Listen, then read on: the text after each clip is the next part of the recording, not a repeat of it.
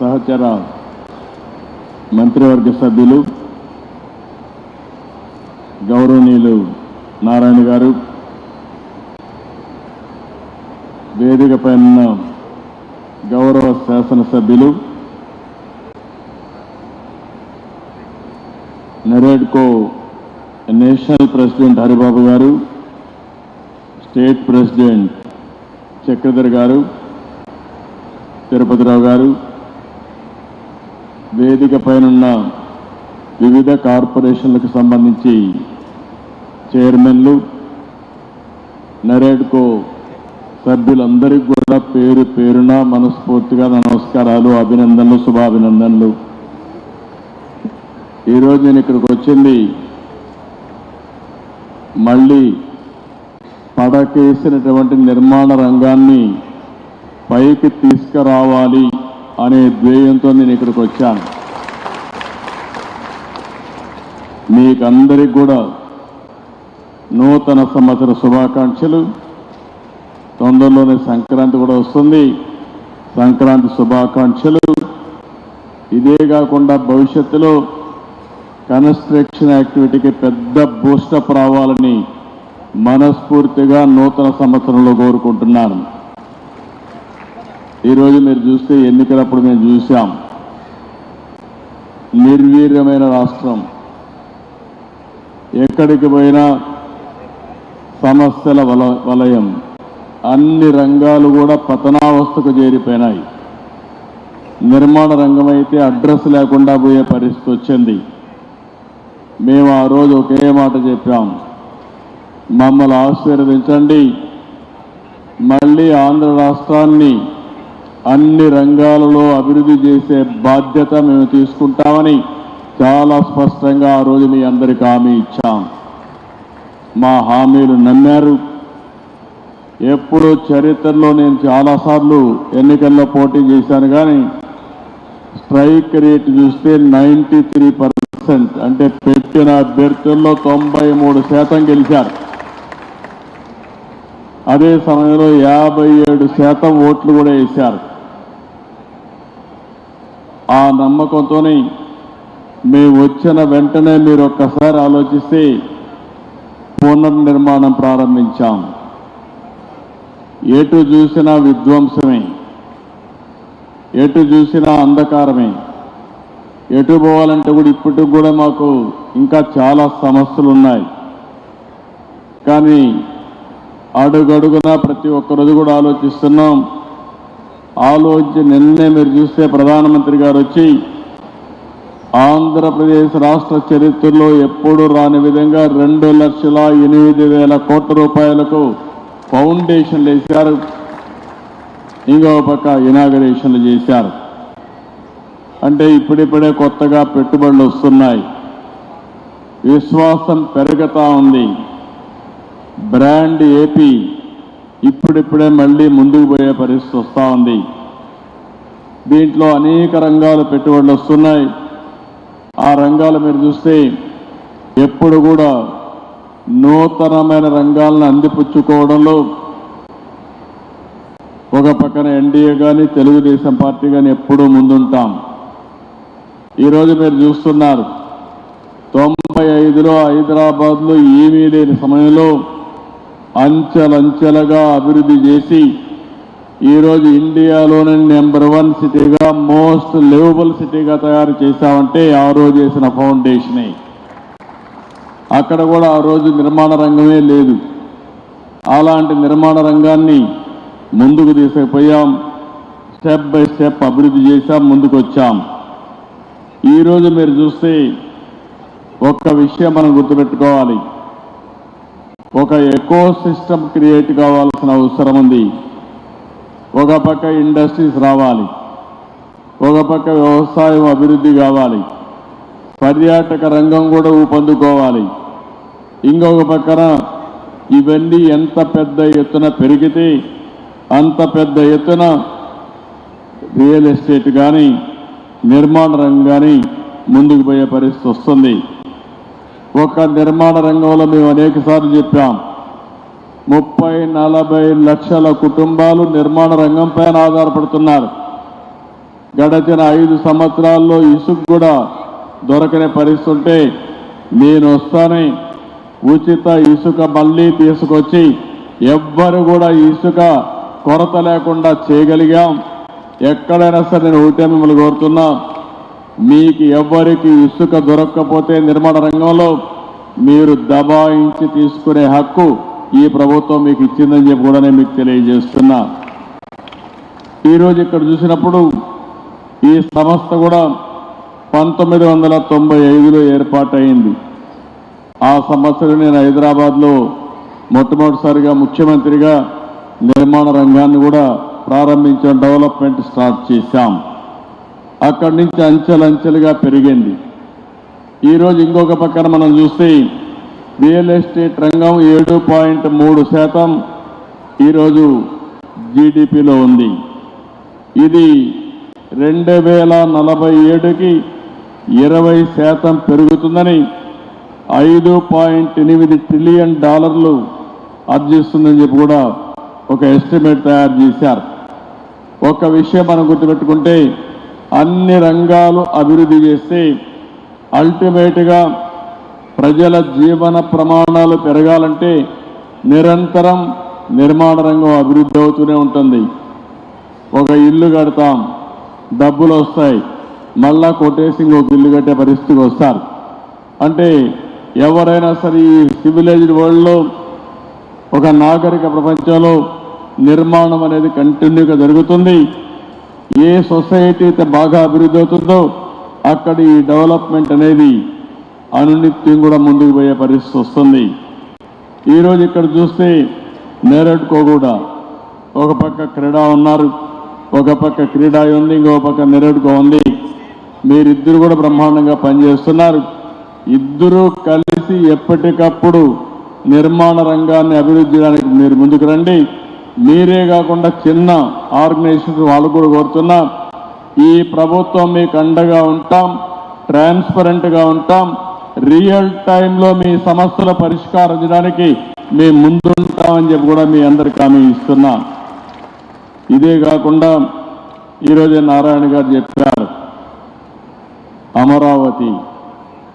అమరావతిగానే అభివృద్ధి అయి ఉంటే ఇప్పటికి ఈ ప్రాంతం అంతా కూడా నిలదొక్కునేది.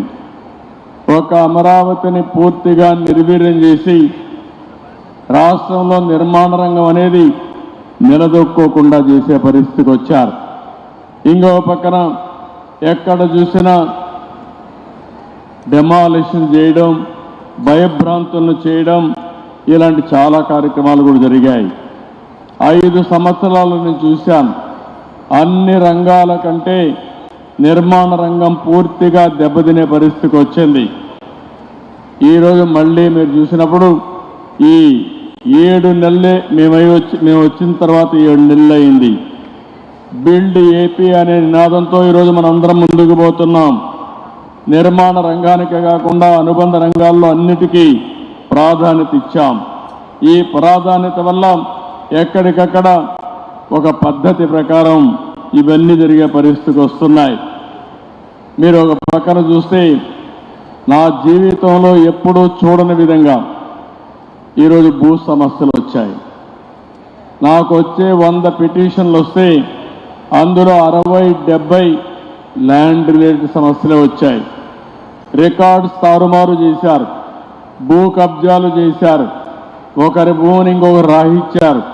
కడాన సొంత ఒక ల్యాండ్ టైట్లింగ్ యాక్ట్ కూడా తీసుకొచ్చి ఇష్టానుసారంగా చేస్తే అవన్నీ రద్దు చేసి ఈ ల్యాండ్స్ అన్నీ మళ్ళీ ప్యూరిఫై చేయాలంటే చాలా సమయం తీసుకొచ్చే పరిస్థితి వచ్చింది. నేను మిమ్మల్ని అందరూ కూడా నిర్మాణ రంగంలో ఉన్నారు కాబట్టి ఇప్పుడే తిరుపతిరావు గారు కానీ మీ వాళ్ళందరూ చెప్పారు, ఒక మాట చెప్పారు, మేము తప్పు చేయం, ఎవరైనా మాలో తప్పు చేసే వాళ్ళు ఉంటే గట్టి చర్యలు తీసుకోమని వాళ్ళు కోరారు. అందుకే నేను చెప్తున్నా, ఈరోజు first time land grabbing prohibition act కూడా తీసుకొచ్చాం.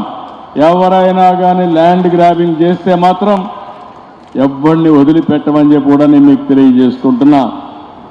ఈరోజు ఏ విధంగా ఉంటాయంటే ఈరోజు మీరు చూశారు టీడీఆర్ బాండ్లు, డబ్బులు తీసుకునేది ఒకరు, నష్టపోయింది ఇంకొకరు. ఈరోజు ఎక్కడికక్కడ దీన్ని కూడా ఒక పెద్ద ఫ్రాడ్ చేసే పరిస్థితికి వచ్చారు. నేను నారాయణ గారికి అదే చెప్పాను, దోషుల్ని వదిలిపెట్టకూడదు, అమాయకుల్ని పనిష్ చేయకుండా ఏ విధంగా చేయగలుగుతారో అది చేయడానికి కూడా ఈ ప్రభుత్వం సిద్ధంగా ఉందని చెప్పి కూడా నేను మీకు తెలియజేస్తున్నా.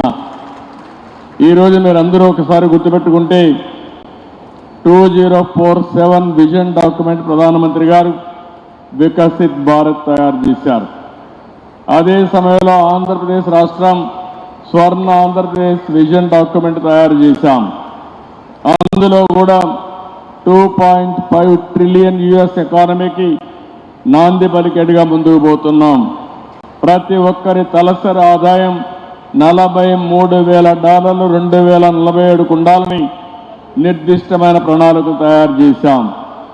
ఈరోజు మీరు చూస్తే 7 నెలలైంది మేము వచ్చి, ఇప్పటికీ 4 లక్షల కోట్ల రూపాయలు పెట్టుబడులకు అగ్రిమెంట్లు చేశాం, పనులు ప్రారంభిస్తున్నాం. దీనివల్ల 4 లక్షల మందికి ఉపాధి కల్పించే అవకాశాలు వస్తాయి. మేము ఒకే నినాదం పెట్టుకున్నాం, 20 లక్షల మందికి ఉద్యోగాలు ఈ 5 సంవత్సరాల్లో ఇవ్వాలనేది ఎన్డీఏ నినాదం అని చెప్పి కూడా నేను మీకు తెలియజేసుకుంటున్నా. ఈరోజు అమరావతి దగ్గర 50,000 కోట్ల రూపాయలతో పనులు ప్రారంభించడానికి ముందుకెళ్తున్నాం. ఇది కూడా సెల్ఫ్ ఫైనాన్సింగ్ ప్రాజెక్ట్. ఇది నేను పదే చెప్తున్నాను, రైతులు ముందుకొచ్చారు. ప్రపంచంలో ఎక్కడా జరగని నూతన ప్రయోగం. హైదరాబాద్ అభివృద్ధి అయింది. హైదరాబాద్లో సైబరాబాద్ ఏరియాలో ప్రభుత్వ భూములు ఎక్కువ ఉండేటివి. ఆ ప్రభుత్వ భూములన్నీ కూడా సద్వినియోగం చేశాం, అభివృద్ధి చేశాం. ప్రైవేట్ వాళ్ళు కూడా బాగుపడే పరిస్థితికి వచ్చారు. ఎక్కడైతే రియల్ ఎస్టేట్ బాగా భూమి వస్తుందో అక్కడ సంపద సృష్టించే అవకాశాలు వస్తాయి. అదే ఈరోజు చూస్తే ఒక్క హైదరాబాద్ వల్ల తెలంగాణ రాష్ట్రానికి పర్ క్యాపిటల్ ఇన్కమ్ నెంబర్ 1గా చేయగలిగింది. భారతదేశంలో మొదటి రాష్ట్రం, తలసరి ఆదాయంలో ఎక్కువ ఉండే రాష్ట్రం తెలంగాణ రాష్ట్రం. దానికి కారణం హైదరాబాద్ నగరం. దానికి కూడా మీరు ఒకసారి చూస్తే ఇన్ఫర్మేషన్ టెక్నాలజీ కానీ, ఇంకో బయోటెక్నాలజీ కానీ, ఇంకో పక్క ఫార్మా కానీ, ఫైనాన్స్ కానీ అన్నీ కూడా తీసుకొచ్చి ఒక ఎకో సిస్టమ్ ఆ రోజు క్రియేట్ చేశాం. ఈరోజు హైదరాబాద్ నగరంలో ఔటర్ రింగ్ రోడ్ అనే ఒక అడ్వాంటేజ్ వచ్చింది. ఈరోజు ఇక్కడికి వచ్చినప్పుడు హైదరాబాద్ ఔటర్ రింగ్ రోడ్డు కంటే 183 కిలోమీటర్లు ఔటర్ రింగ్ రోడ్డు క్రియేట్ చేసి గుంటూరుకు అవతల ఔటర్ రింగ్ రోడ్డు వస్తుందంటే గుంటూరు కూడా అమరావతి లోపలనే వస్తుంది. ఈ 2 కూడా కలిసిపోయే అవకాశం ఉందని చెప్పి కూడా నేను మీకు తెలియజేస్తున్నా. అందుకే నేను మిమ్మల్ని అందరినీ, ప్రభుత్వం అయితే ఒక స్పష్టంగా ఉన్నాం, అభివృద్ధి మా నినాదం. అభివృద్ధి చేశాం, చేసిన దాఖలాలున్నాయి. మళ్ళీ అలాంటి అభివృద్ధి చేయడానికి ఈ ప్రభుత్వం ముందుకు వస్తున్నాం. మేము ఒకటే ఆలోచిస్తున్నాం, మౌలిక సదుపాయాలకు ఎక్కువ పెద్దపీట వేస్తున్నాం. నాలెడ్జ్ ఎకానమీకి ముందుకు పోతున్నాం. ఈరోజు ఆంధ్రప్రదేశ్ రాష్ట్రాన్ని మీరు ఒక్కసారి చూస్తే తీర ప్రాంతం ఉంది, అనేక పోర్ట్లు వచ్చే అవకాశం ఉంది. భవిష్యత్తులో పోర్ట్ లెడ్ మ్యానుఫ్యాక్చరింగ్ ఎకానమీ వస్తే ఎకానమీ భూమి పరిస్థితి వస్తుంది. నిన్నటి వరకు రామాయంపట్నం చూశారు, మామూలు ప్రదేశం. ఈరోజు ఆ రామాయంపట్నంలో ఒక పోర్ట్ వస్తూ ఉంది. అదేవిధంగా బీపీసీఎల్ అయితే 70-80 వేల కోట్ల రూపాయలు పెట్టి రిఫైనరీ తీసుకొస్తున్నారు. వాళ్ళు వచ్చిన తర్వాత ఇంకా కొంతమంది వచ్చి భవిష్యత్తులో రామాయంపట్నం ఒక ఇండస్ట్రియల్ టౌన్షిప్గా తయారయ్యే పరిస్థితి వస్తుంది. ఎందుకు నేను ఈ మాట చెప్పానంటే ఆంధ్రప్రదేశ్ మొత్తం 1000 కిలోమీటర్లు తీర ప్రాంతం ఉంది. పోర్ట్లు డెవలప్ చేస్తే, మ్యానుఫ్యాక్చరింగ్ ప్రాధాన్యత ఇస్తే బ్రహ్మాండమైన అభివృద్ధి జరిగే పరిస్థితి వస్తుంది. ఒక 50,000 కోట్ల రూపాయలు నేషనల్ హైవేస్ వర్కులు జరుగుతున్నాయి. ఒక 60,000-70,000 కోట్ల రూపాయలు రైల్వే పనులు జరుగుతున్నాయి. ఈరోజు చెన్నై నుంచి కలకత్తా వరకు ఇప్పుండే డబుల్ లేన్ రైల్వే లైన్ని 4 లేన్స్ చేస్తున్నారు. ఇది కానీ జరిగితే లోకల్ ట్రైన్స్ అన్ని వస్తాయి, కనెక్టివిటీ పెరుగుతుంది, లాజిస్టిక్స్ ఇంప్రూవ్ అయ్యే అవకాశం వస్తుంది. అదే సమయంలో మనం కానీ అమరావతి పూర్తి చేసుకుని నాలెడ్జ్ ఎకానమీలో కొత్తగా మీరు చూస్తే ఆంధ్రప్రదేశ్ని ఒక గ్రీన్ హైడ్రోజన్ హబ్గా తయారు చేసే పరిస్థితి వస్తుంది. ఇక్కడ సోలార్ ఎనర్జీ ఉంది, అదే సమయంలో విండ్ ఎనర్జీ వస్తూ ఉంది, ఇంకో పక్క పంప్డ్ ఎనర్జీకి అనుకూలమైన స్థలం. ఈ 3 కలిపితే గ్రీన్ హైడ్రోజన్ కూడా తయారు చేసి పోర్ట్ల ద్వారా ఎక్స్పోర్ట్ చేసే అవకాశం వస్తుంది. అదే నిన్న ప్రధానమంత్రి గారు 1,80,000 కోట్ల రూపాయలు విలువ చేసి గ్రీన్ హైడ్రోజన్ ప్లాంట్కి ఏదైతే గవర్నమెంట్ ఆఫ్ ఇండియా ఎన్టీపీసీ కానీ అదే మరి జెన్కో కానీ జాయింట్ వెంచర్తో పని ప్రారంభించే పరిస్థితికి వచ్చాం. ఇంకో పక్కన కాకినాడలో కూడా గ్రీన్ హైడ్రోజన్ ప్లాంట్ వచ్చే పరిస్థితి వస్తూ ఉంది. మీరు గుర్తుపెట్టుకోవాలి, రాబోయే 5 సంవత్సరాల్లో 10 లక్షల కోట్ల విలువ చేసే ప్రాజెక్టులు గ్రీన్ ఎనర్జీ కానీ గ్రీన్ హైడ్రోజన్ కానీ బయోఫ్యూయల్కి సంబంధించిన ప్రాజెక్టులు ప్రారంభిస్తున్నాం. ఇప్పటికీ రిలయన్స్ అయితే 60,000 కోట్ల రూపాయలు పెట్టుబడి పెట్టి బయోఫ్యూయల్కి ముందుకు వచ్చారు. వివిధ ప్రాంతాల్లో 500 యూనిట్లు పెట్టే పరిస్థితికి వచ్చారు. ఇలాంటి అనేక ఇంకో పక్క టెక్నాలజీ. నేను ఒకటే చెప్తున్నాను, ఇక్కడుండే మీరందరూ గుర్తుపెట్టుకోవాల్సిన అవసరం ఉంది. ఒకరోజు ఐటీ ప్రారంభించాం, దానివల్ల ఈరోజు ఆంటర్ప్రెన్యూర్స్గా తయారయ్యారు, ప్రపంచమంతా వెళ్ళారు. ప్రపంచమంతా వెళ్ళిన వాళ్ళు గుంటూరు వాళ్ళు ఎక్కువ ఉన్నారంటే గుంటూరులో ఎప్పుడు కూడా అందరికంటే ముందుండే మనస్తత్వం ఈ గుంటూరు జిల్లాలో ఉందని చెప్పి కూడా నేను మీకు తెలియజేస్తున్నా. ఏదున్నా అందిపుచ్చుకుంటారు. ఇక్కడున్న వాళ్ళు ఇక్కడే కాకుండా అమెరికాకు కూడా వెళ్ళి బ్రహ్మాండంగా రాణించే పరిస్థితికి వచ్చారు. ఈరోజు అమెరికాలో మీరు ఒక్కసారి చూస్తే 1995లో ప్రారంభించిన ఐటీ ఉద్యమం ఈరోజు అమెరికాలో ఉండే తెలుగు వాళ్ళు అగ్రస్థానం నిలబెట్టే పరిస్థితి వచ్చింది. అమెరికాలో ఉండే అమెరికన్ తలసరి ఆదాయం $60,000 అయితే అమెరికాలో ఉండే తెలుగువాడి ఆదాయం $1,20,000 అంటే అది తెలుగువాడి సత్తా అని చెప్పి కూడా నేను మీకు తెలియజేస్తున్నా.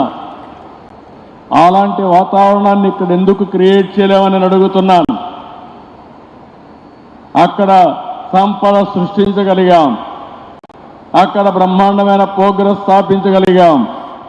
అదే స్ఫూర్తి ఇక్కడ కూడా చూపిస్తే ఇది సాధ్యం అని చెప్పి కూడా నేను మీకు తెలియజేస్తున్నా. ఇంకో పక్క ఈ గుంటూరులోనే ఆ రోజు నేను ప్రారంభించినట్టు మీరు చూస్తే స్వచ్ఛ భారత్ రిపోర్ట్ నేనే ఇచ్చాను. ప్రధానమంత్రి గారు ఆ రోజు అడిగి ఒక 10 మంది ముఖ్యమంత్రులతో ఒక కమిటీ వేసి భారతదేశంలో ఏ విధంగా పరిశుభ్రంగా ఉండాలనో దానికి ఒక కమిటీ వేసి ఒక రిపోర్ట్ ఇచ్చాం. అందులో భాగంగానే వేస్ట్ ఎనర్జీ ప్లాంట్ ఇక్కడ గుంటూరులో పెట్టాం. ఇది సక్రమంగా పనిచేస్తూ ఉంది. ఈరోజు మీరందరినీ ఒకటే కోరుతున్నాను, ప్రతి నెల 3వ శనివారం స్వచ్ఛ ఆంధ్రప్రదేశ్ కార్యక్రమానికి శ్రీకారం చుట్టాం. ఈ స్వచ్ఛ ఆంధ్రప్రదేశ్ కార్యక్రమంలో నిర్మాణ రంగంలో ఉండే మీరు పూర్తిగా భాగస్వాములు కావాల్సిన బాధ్యత మీ అందరిపైన ఉంది. మేము పనులు చేస్తాం, కానీ ఈ ఉద్యమంలో మీరు కూడా భాగస్వాములు కావాలి. ప్రతి ఒక్కటి ఒక విషయం మీరు గుర్తుపెట్టుకోవాలి, ఒక ఎకో సిస్టమ్ రావాలంటే ప్రజల భాగస్వామ్యం కూడా చాలా అవసరం. అభివృద్ధి అనేది ప్రభుత్వం చేస్తాం, రెగ్యులేషన్స్ అనేవి మేము చేస్తాం, సుపరిపాలన ఇస్తాం. దాన్ని ఆ సుపరిపాలనని ముందుకు తీసుకుపోవాలంటే ఎవరైతే ఎలైట్ సెక్షన్స్ ఉన్నారో మీరందరూ భాగస్వాములు కావాల్సిన అవసరం ఉంది. 5 సంవత్సరాలు మీరు బాధపడ్డారు. మా మినిస్టర్ నారాయణ గారు మీతో అనేక మీటింగ్లు పెట్టారు. నేను ఒకే మాట చెప్పాను నారాయణ గారికి, రాష్ట్రంలో నిర్మాణ రంగం రూపొందుకోవాలి. ఎవరికి ఎలాంటి ఇబ్బందులు ఉండకూడదు. అవసరమై దేశం అంతా స్టడీ చేయండి. బెస్ట్ పాలసీ తీసుకొచ్చి నిర్మాణ రంగంలో ఉండే ప్రతి ఒక్కరూ శభాష్ అనాలి. భారతదేశంలో ఎవరైనా అడాప్ట్ చేసుకోవాలంటే మన పాలసీ అడాప్ట్ చేసుకోవాలని చెప్పాను.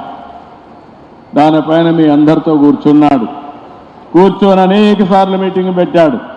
ఇప్పుడే చాలా డీటెయిల్డ్గా చెప్పాడు. అన్ని నిర్ణయాలు తీసుకుని ఎన్ని వీలైతే అన్ని నిర్ణయాల్ని ఆయన సింప్లిఫై చేశాడు. ఆయన డిపార్ట్మెంటే కాదు, కన్స్ట్రక్షన్కు సంబంధించిన రిలేటెడ్ డిపార్ట్మెంట్స్ అన్ని కూడా సింప్లిఫై చేసేదిగా ముందుకు పోతున్నాం. ఫైనల్గా మీరు ఒకసారి చూస్తే బెస్ట్ గైడ్లైన్స్ ఇవ్వడమే కాదు, భవిష్యత్తులో కూడా ఒకటి హామీ ఇస్తున్నా, వేరే స్టేట్ ఎక్కడైనా మాకంటే బాగా చేస్తే అవి కూడా తీసుకురండి, దాన్ని కూడా అమలు చేసే బాధ్యత ఈ ప్రభుత్వం తీసుకుంటాం. నేను ఒక ట్రాన్స్పరెంట్గా ముందుకు పోతాం. ఎక్కడ కూడా ఎవరికి ఇబ్బంది లేకుండా చేసుకుని ట్రాన్స్పరెంట్గా ముందుకు పోయే బాధ్యత మాది. ఇంకో పక్క ఇప్పుడే నారాయణ గారు చెప్పారు, రాబోయే 1 నెల 2 నెలల లోపలనే ఒక డాష్ బోర్డ్ తీసుకొస్తాం. ఎవరైనా మీరు నిర్మాణ రంగానికి సంబంధించిన వాళ్ళు ఒక పిటిషన్ పెట్టుకుంటే, మీ ప్రపోజల్స్ పెడితే ఎన్ని రోజుల్లో క్లియర్ చేశారో అందులో చాలా క్లారిటీ ఇస్తాం. ప్రతి ఒక్క పర్మిషన్కి టైం పెడతాం. అవసరమైతే డీమ్డ్ క్లాస్ పెడతాం. ఒకవేళ ఈ సందర్భంలో ఈ టైంలో కానీ చేయకపోతే ఆటోమేటిక్గా కూడా మీకు పర్మిషన్ ఇచ్చి ఎవరైతే ఇవ్వలేదో వాళ్ళ పైన చర్యలు తీసుకునే పరిస్థితి వస్తుందని చెప్పి కూడా నేను మీకు తెలియజేస్తున్నా. టైం బౌండ్ ప్రోగ్రాం ప్రకారం ప్రతి ఒక్కటి క్లియర్ చేస్తాం. మీకు ఎలాంటి ఇబ్బంది లేని పనులు తీసుకొస్తాం.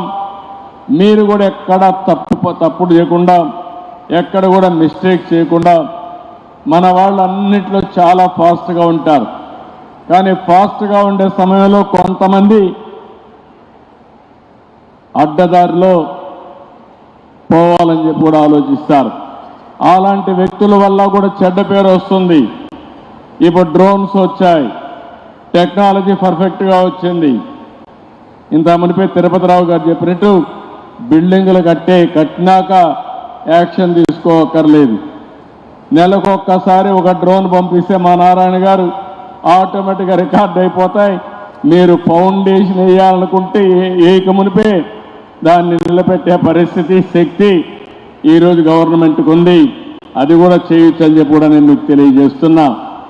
మొత్తం టెక్నాలజీ అయితే పర్ఫెక్ట్గా వచ్చింది.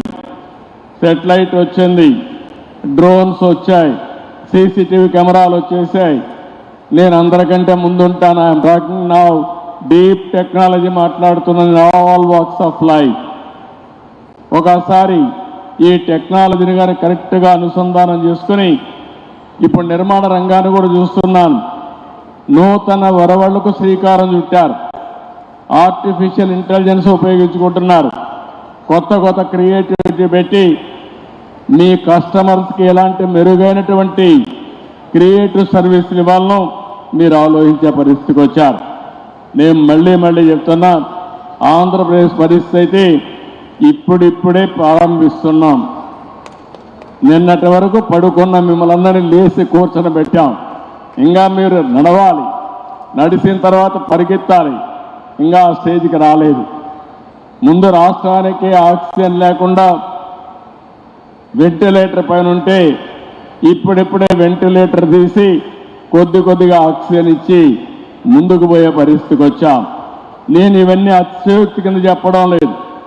మాకు ఒక బాధ్యత ఉంది. ఒక పక్క సంక్షేమం చేయాలి, ఇంకో పక్క అభివృద్ధి చేయాలి. ఇవి రెండు చేయాలంటే సుపరిపాలన ద్వారానే సాధ్యం. ఈరోజు ఇక్కడికి వచ్చాను, కానీ టైం చాలా టైట్గా ఉంది. కానీ ఒకటే ఆలోచించాను, నిర్మాణ రంగం కుదేలైంది. ఈ నిర్మాణ రంగానికి చేయూతనివ్వాలి. ఒకసారి కాదు 100 సార్లు ఈ విధంగా మీ దగ్గరికి వస్తే తప్ప మీలో శక్తి రాదనే ఉద్దేశంతోనే నేను ఇక్కడికి వచ్చాను. అండగా ఉంటాం. అన్ని విధంగా చేయూతనిస్తాం. మీరు కూడా పాతవన్నీ మర్చిపోయి ముందుకు పోయే విధానానికి శ్రీకారం చుట్టండి. ఈరోజు మీరు చూసినప్పుడు 14-19లో కియాన్ తీసుకొచ్చాం. ఒక వెనుకబడిన జిల్లా అనంతపూర్ జిల్లా, అలాంటి జిల్లాలో కియా మోటార్ వచ్చిన తర్వాత ఆ ప్రాంతం రూపురేఖలే మారిపోయే పరిస్థితి వచ్చింది. ఈరోజు అలాంటి పెట్టుబడులు పెద్ద ఎత్తున తేవడానికి ఈ ప్రభుత్వం ముందుకు పోతున్నాం. మేము చేయవలసిన ప్రయత్నం అంతా చేస్తాం. నేను ఇంకొక పక్క మీరు చూస్తే ఇయర్ రాబోయే 2047 వరకు 15% గ్రోత్ రేటు పెట్టుకున్నాం. ఇండస్ట్రీస్ రావాలి, వ్యవసాయ రంగం అభివృద్ధి కావాలి, వ్యవసాయ రంగంలో ఆధునికత, అదే మరిగా వాల్యూ అడిషన్ రావాలి, వ్యవసాయ రంగంలో రా మెటీరియల్స్ పంపించడమే కాకుండా వ్యవసాయ రంగంలో వ్యవసాయ ఆధార పరిశ్రమలు రావాలి. ఇవన్నీ రావాలంటే మళ్ళా ఇన్ఫ్రాస్ట్రక్చర్ డెవలప్ కావాలి. ఆ ఇన్ఫ్రాస్ట్రక్చర్లో construction infrastructure major role play చేస్తుంది.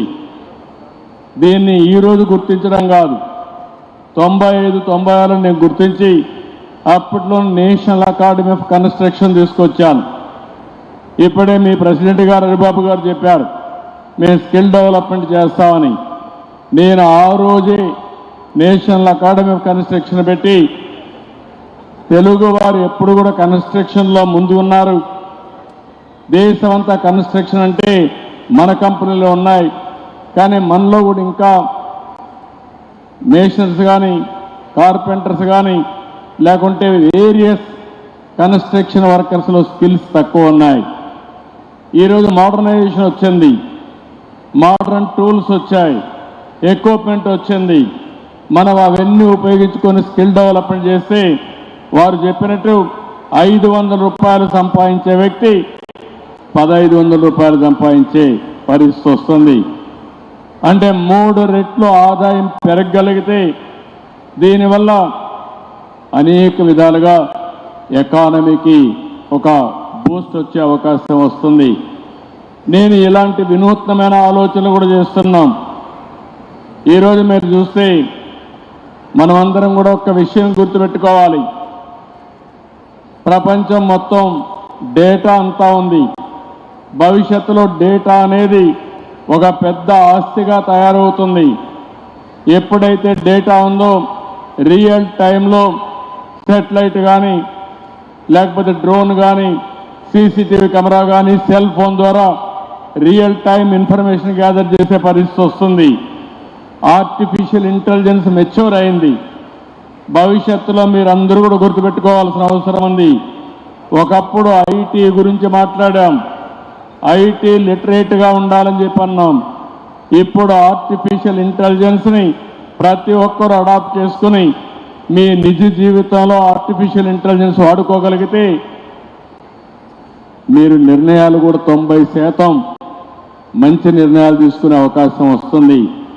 సరైన నిర్ణయాలు చేయగలిగితే ఆటోమేటిక్గా ఫెయిల్యూర్ తగ్గితే మీరు అనుకున్న ప్రగతి చాలా సులభం అవుతుందని చెప్పి కూడా నేను మీకు తెలియజేస్తున్నా.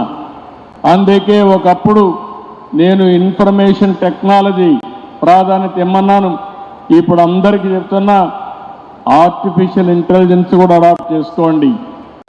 చాట్ జీపీటీ ఉంది, లేకపోతే వేరియస్ వస్తున్నాయి, లేకపోతే మీరు కూడా కొన్ని తయారు చేసుకోవచ్చు. ఇవన్నీ అనుసంధానం చేసి కడానది కానీ అడాప్ట్ చేసుకుంటే మీకు ఏ డౌట్ వచ్చినా మీరు అడగగలిగితే ఆటోమేటిక్గా ఇచ్చే సమాధానాలు బట్టి మీ ఇంప్రూవ్డ్ వెర్షన్లో మీరు డెసిషన్ మేకింగ్ తీసుకునే అవకాశం వస్తుంది.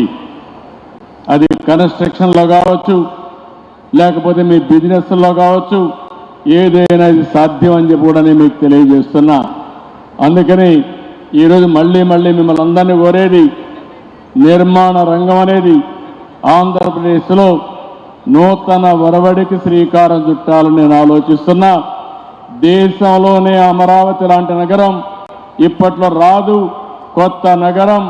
అలాంటి నగరాన్ని ఒక బెస్ట్ మోడల్ సిటీగా తయారు చేసి ఈ ప్రాంత అభివృద్ధికి కూడా దోహదం చేస్తాం.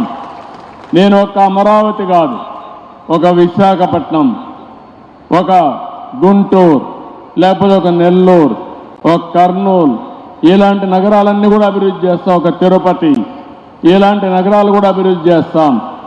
మనం ఎన్ని చెప్పినా కూడా భవిష్యత్తులో పట్టణ అభివృద్ధి తప్పకుండా జరుగుతుంది.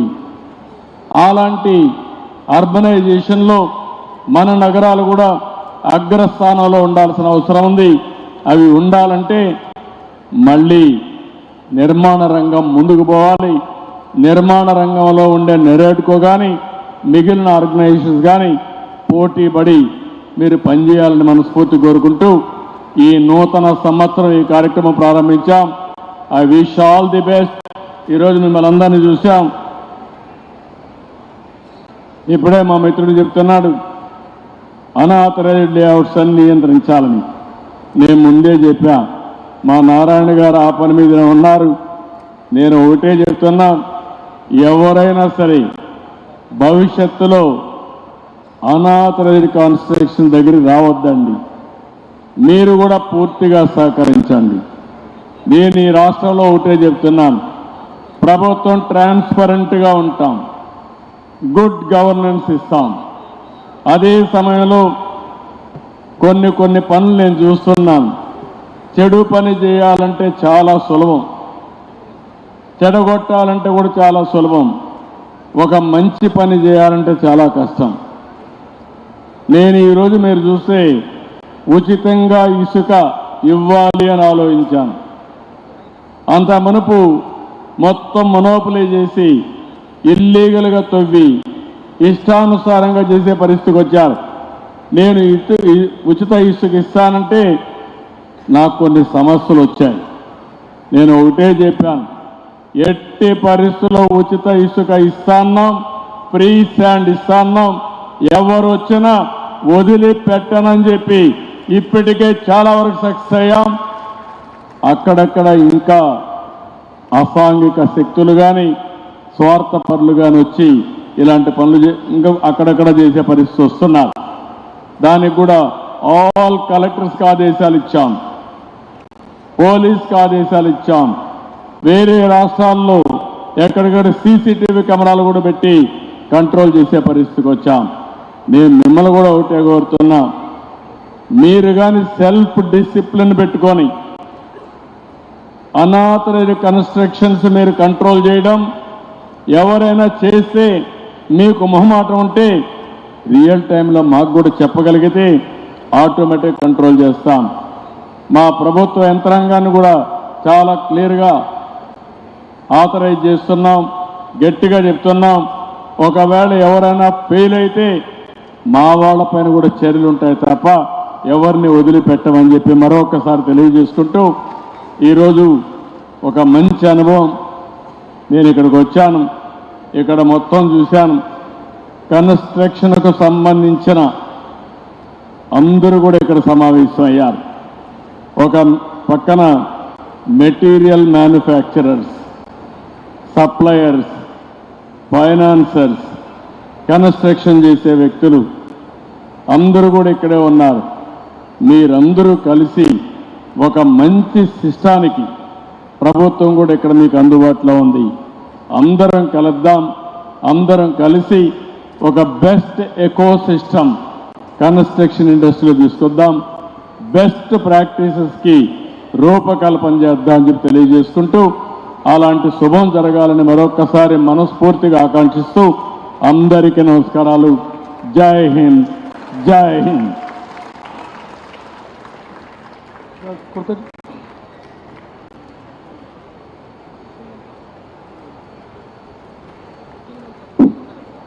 మీకు కృతజ్ఞతలండి. ఆంధ్రప్రదేశ్ త్వరలో పెట్టుబడిదారులకి స్వర్గధామం అవుతుందని, ఆంధ్రప్రదేశ్ దేశంలోనే అగ్రగామిగా మారుతుందని చెప్పేసి మీరు చెప్పారు. మీకు ప్రత్యేకమైన ధన్యవాదాలు. ఇప్పుడు మాదల శ్రీనివాస్ గారిని, అశోక్ గారిని పైకి వచ్చి మెమోంటో ఇవ్వాల్సిందిగా కోరుతున్నాం. మాదల శ్రీనివాస్ గారు.